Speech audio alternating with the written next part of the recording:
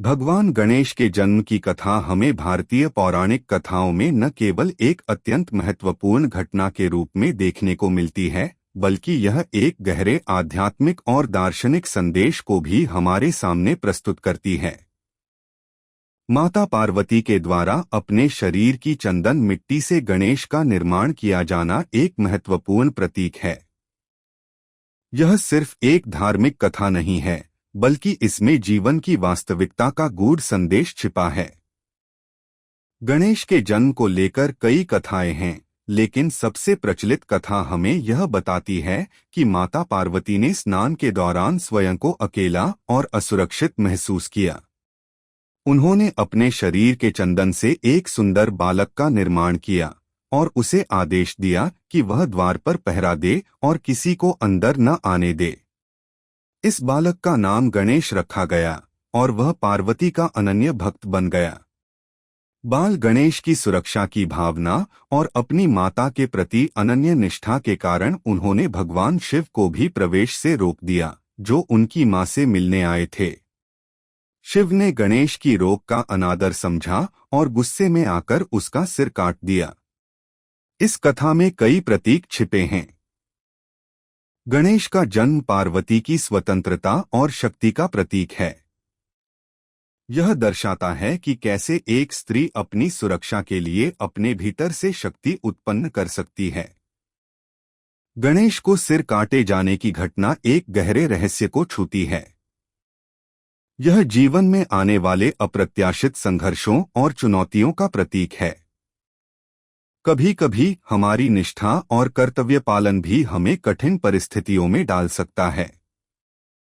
शिव का गणेश का सिर काटना और फिर उनका हाथी का सिर लगाकर पुनर्जीवित करना यह दर्शाता है कि हर समस्या का समाधान है, भले ही वह कितना भी विकट क्यों न हो। गणेश का सिर बदलना हमें यह सिखाता है कि जीवन में हमें अपनी परिस्थितियों को अपनाकर खुद को फिर से परिभाषित करके आगे बढ़ना चाहिए। गणेश का सिर बदलना सिर्फ एक पौराणिक घटना नहीं, बल्कि यह हमें इस बात की प्रेरणा देता है कि जब भी जीवन में कोई बड़ी चुनौती या बदलाव आता है, हमें उसे अपनी ताकत के रूप में स्वीकार करना चाहिए। गणेश का सिर एक हाथी का लगना भी अत्यधिक महत्वपूर्ण है।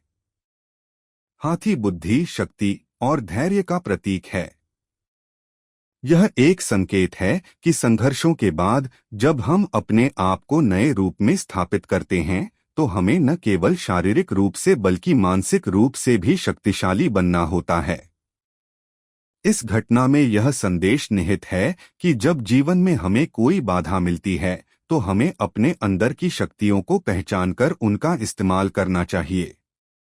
भगवान शिव ने जब गणेश को पुनः जीवित किया, तो उन्होंने गणेश को विघ्नहर्ता का आशीर्वाद दिया, यानी बाधाओं को दूर करने वाला। गणेश का यह स्वरूप आज भी हमारे जीवन में प्रेरणा का स्रोत है। जीवन में आने वाली हर बाधा को बुद्धिमानी, धैर्य और आत्मविश्वास से दूर किया जा सकता है, और गणेश इसका सजीव उदाहरण है। इस अध्याय में यह समझा जा सकता है कि गणेश का जन्म न केवल एक धार्मिक घटना है, बल्कि यह जीवन के संघर्षों और उनसे निपटने की क्षमता का प्रतीक भी है। माता पार्वती और भगवान शिव के बीच की यह घटना एक पारिवारिक समस्या की तरह दिखाई देती है, लेकिन इसका अर्थ बहुत गहरा है। यह हमें सिखाता है कि कैसे जीवन में हमें अपने स्वयं के संघर्षों से उबरने के लिए एक नई पहचान और शक्ति की आवश्यकता होती है। गणेश के जीवन की यह प्रारंभिक कथा यह भी सिखाती है कि बाधाएं और चुनौतियां जीवन का अनिवार्य हिस्सा हैं।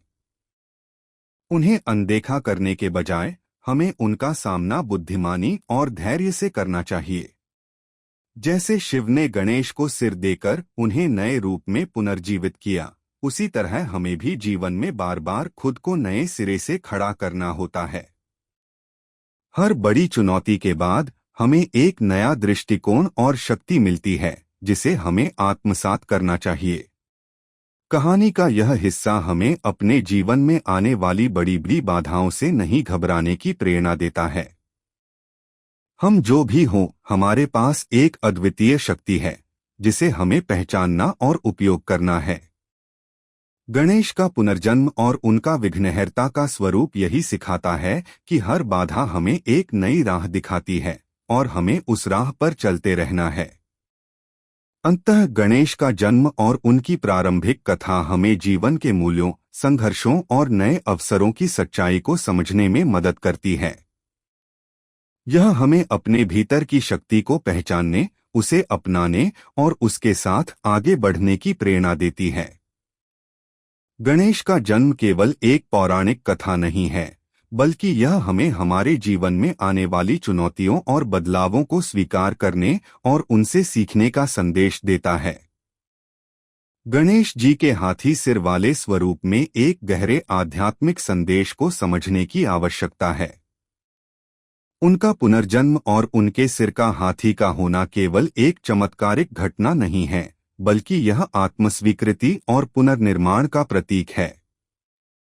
हाथी का सिर धारण करना हमें यह सिखाता है कि जीवन में आने वाले बदलावों को हमें कैसे अपनाना चाहिए और कैसे हमें अपनी परिस्थितियों के अनुरूप खुद को फिर से परिभाषित करना चाहिए।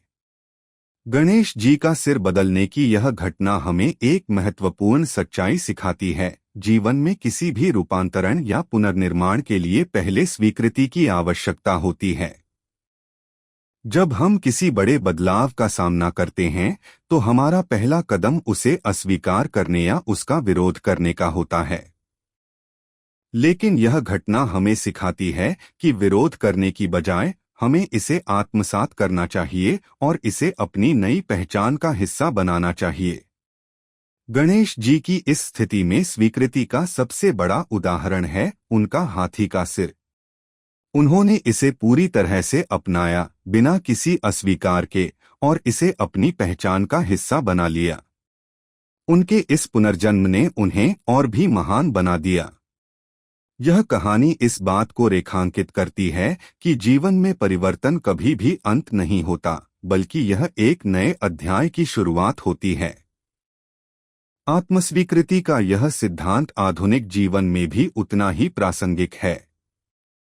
आज के समाज में लोग विभिन्न प्रकार के बदलावों और चुनौतियों का सामना करते हैं, चाहे वह व्यक्तिगत हो, सामाजिक हो या व्यावसायिक। ऐसे समय में गणेश जी की यह कहानी हमें यह सिखाती है कि किसी भी बदलाव को हमें अपना शत्रु नहीं समझना चाहिए, बल्कि उसे अपनी ताकत में बदलने का प्रयास करना चाहिए।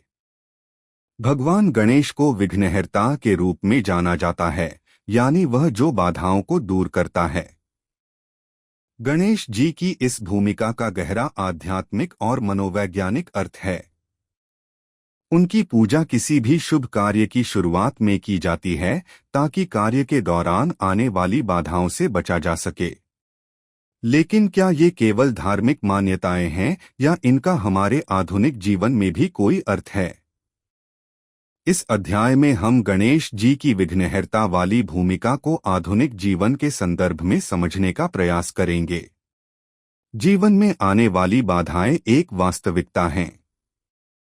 चाहे वह व्यक्तिगत समस्याएं हों, सामाजिक संघर्ष हों या फिर मानसिक और भावनात्मक चुनौतियां हों, हर व्यक्ति अपने जीवन में कई प्रकार की बाधाओं का सामना करता है। भगवान गणेश का स्वरूप हमें यह सिखाता है कि इन बाधाओं का सामना कैसे किया जाए और उन्हें दूर करने के लिए कौन सी रणनीतियां अपनाई जाएं। गणेश जी का बड़ा मस्तक बुद्धि और समझ का प्रतीक है। किसी भी बाधा को दूर करने के लिए सबसे पहले हमें उस समस्या को गहराई से समझना होगा। यदि हम समस्या की जड़ तक नहीं पहुंचेंगे, तो हम केवल सतही समाधान निकाल पाएंगे, जो लंबे समय तक कारगर नहीं होंगे। इसलिए गणेश जी का बड़ा सिर हमें यह सिखाता है कि हमें सोचने, समझने और विचार करने की शक्ति का प्रयोग करना चाहिए। इसके साथ ही गणेश जी के बड़े कान हमें सुनने की शक्ति का प्रतीक बताते हैं। बाधाओं का सामना करते समय हमें अपने चारों ओर की बातों को ध्यान से सुनना चाहिए, चाहे वह किसी का सुझाव हो, आलोचना हो या फिर परिस्थिति का संदेश हो। सुनने की शक्ति हमें उस बाधा की गहराई को समझने और उसके समाधान की ओर पहला कदम बढ़ाने में मदद करती है। गणेश जी का छोटा मुंह हमें यह सिखाता है कि बोलने से अधिक सुनने और विचार करने का महत्व है। आधुनिक जीवन में जब लोग अक्सर जल्दबाजी में निर्णय लेते हैं या बिना सोचे समझे कुछ कहते हैं, तो गणेश जी का छोटा मुंह हमें यह शिक्षा देता है कि हमें सोच समझकर और संयम से बोलना चाहिए। किसी भी समस्या को हल करने के लिए अधिक बोलने की बजाय सही समय पर सही निर्णय लेने की आवश्यकता होती है। गणेश जी के विशाल पेट का भी प्रतीकात्मक महत्व है।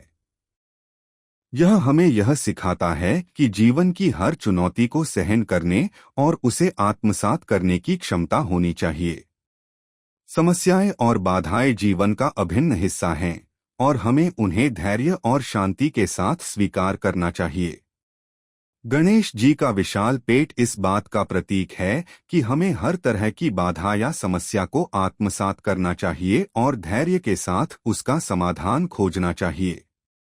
गणेश जी की छोटी आंखें हमें इस बात की प्रेरणा देती हैं कि जीवन में हमें बड़े लक्ष्य के प्रति केंद्रित रहना चाहिए। बाधाएं और समस्याएं हमारी राह में आएंगी, लेकिन हमें अपने अंतिम लक्ष्य से विचलित नहीं होना चाहिए।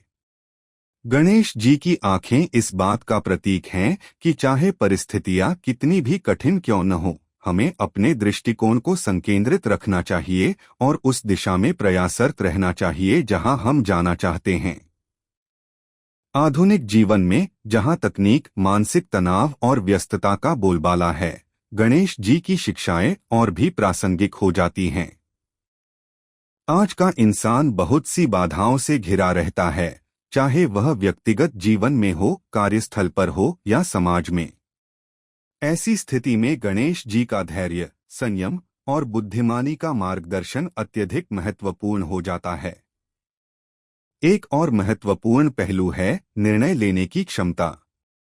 गणेश जी हमें यह सिखाते हैं कि निर्णय लेने से पहले हमें अपने आसपास की सभी परिस्थितियों का ध्यानपूर्वक अवलोकन करना चाहिए। किसी भी बाधा का सामना करने के लिए सही निर्णय लेना आवश्यक होता है। अगर हम जल्दबाजी में निर्णय लेंगे तो हम समस्याओं को और बढ़ा सकते हैं। इसलिए जैसे गणेश जी ने अपनी बुद्धिमत्ता का प्रयोग करके हर बाधा का समाधान निकाला, हमें भी अपनी समस्याओं का समाधान सूझबूझ और शांति से करना चाहिए। गणेश जी की कथा से एक और महत्वपूर्ण सीख मिलती है, हर बाधा को एक अवसर में बदलने की क्षमता। जब गणेश जी को अपने माता पिता के चक्कर लगाने की चुनौती दी गई थी, उन्होंने बुद्धिमानी से सोचा और अपने माता पिता की ही परिक्रमा कर ली। यह दर्शाता है कि हर समस्या का हल केवल शारीरिक मेहनत से नहीं, बल्कि मानसिक कौशल और बुद्धिमानी से भी निकल सकता है। आज के समय में जब हम जीवन की बड़ी बड़ी चुनौतियों का सामना कर रहे होते हैं, तो हमें भी गणेश जी की इस नीति का पालन करना चाहिए। वास्तव में भगवान गणेश का विघ्नहर्ता रूप हमें यह सिखाता है कि जीवन की किसी भी बाधा से डरने की जरूरत नहीं है। अगर हम सही दृष्टिकोण, बुद्धिमत्ता, धैर्य और संयम के साथ हर चुनौती का सामना करेंगे, तो हम उन बाधाओं को न केवल पार कर सकते हैं, बल्कि उनसे सीखकर अपने जीवन को और भी समृद्ध बना सकते हैं। गणेश जी की कहानी हमें यह विश्वास दिलाती है कि हर समस्या के पीछे एक समाधान छिपा होता है और हमें उसे ढूंढने की आवश्यकता है। अंततः यह अध्याय भगवान गणेश की विघ्नहर्ता वाली भूमिका को समझने और उसे अपने जीवन में लागू करने की प्रेरणा देता है।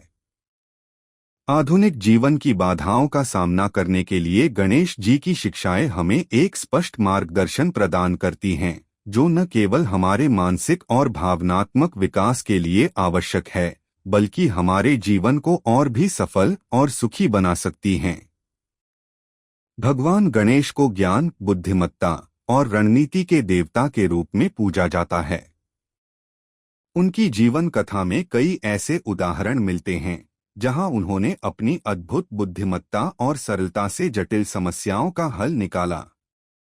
इन कहानियों में से एक प्रसिद्ध कथा है जब भगवान शिव और माता पार्वती ने अपने दोनों पुत्रों कार्तिकेय और गणेश को पूरी सृष्टि की परिक्रमा करने की प्रतियोगिता दी।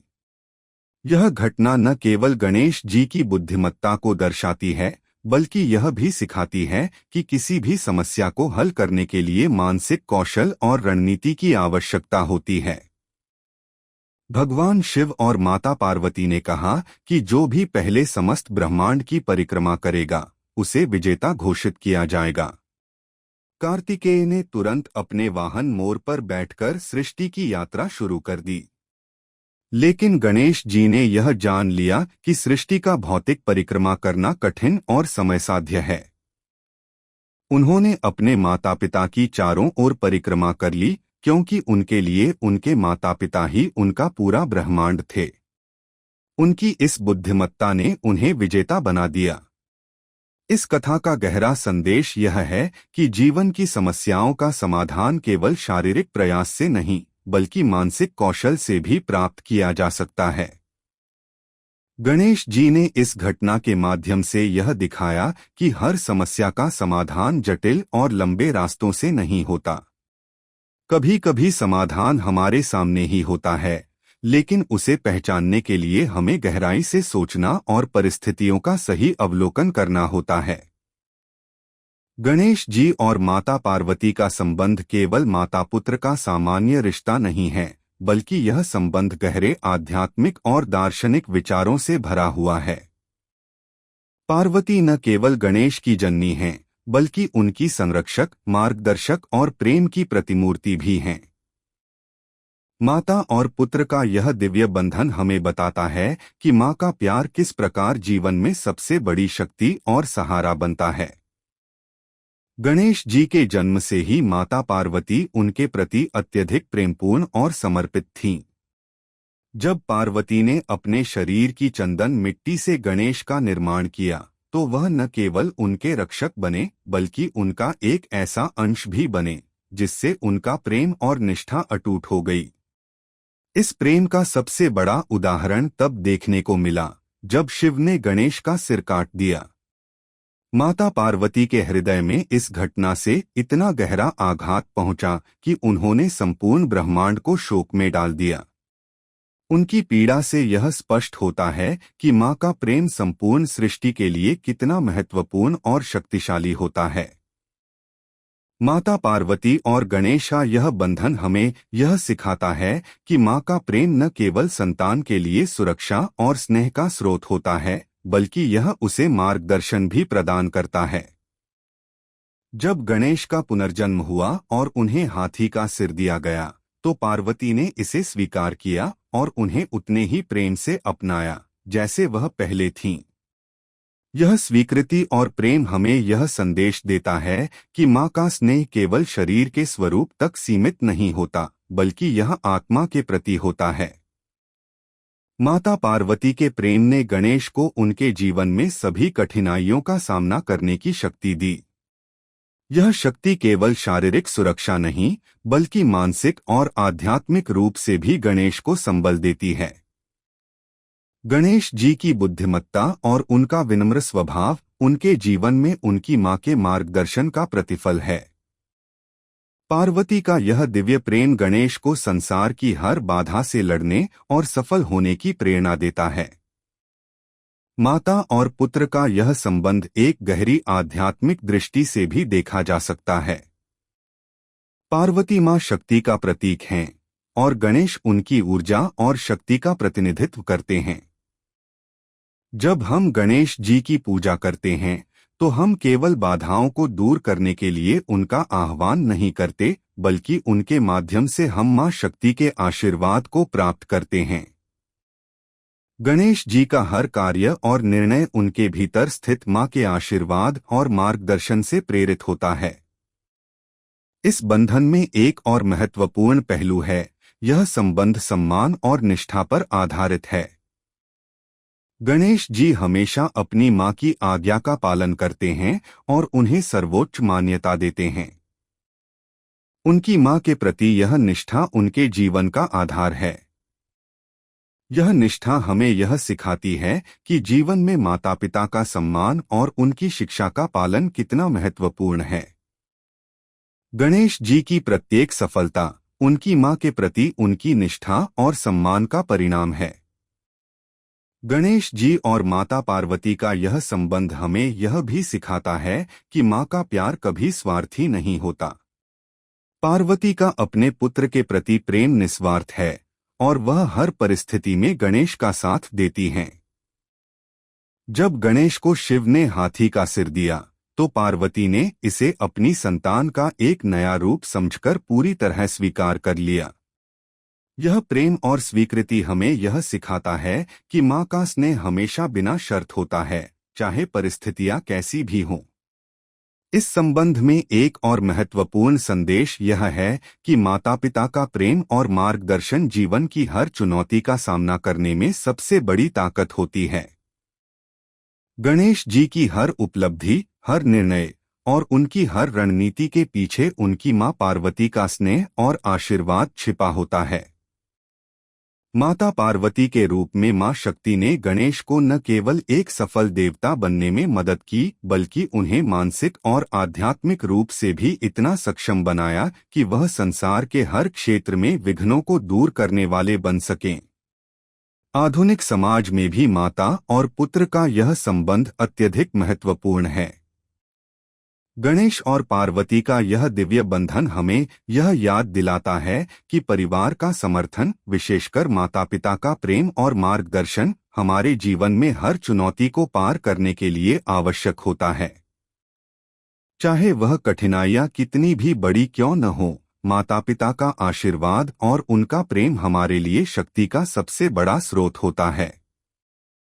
अंत में यह अध्याय गणेश जी और माता पार्वती के दिव्य संबंध को उजागर करता है। उनका यह बंधन प्रेम, स्वीकृति और निष्ठा का प्रतीक है, जो हमें जीवन में सबसे बड़ी चुनौतियों का सामना करने की शक्ति प्रदान करता है।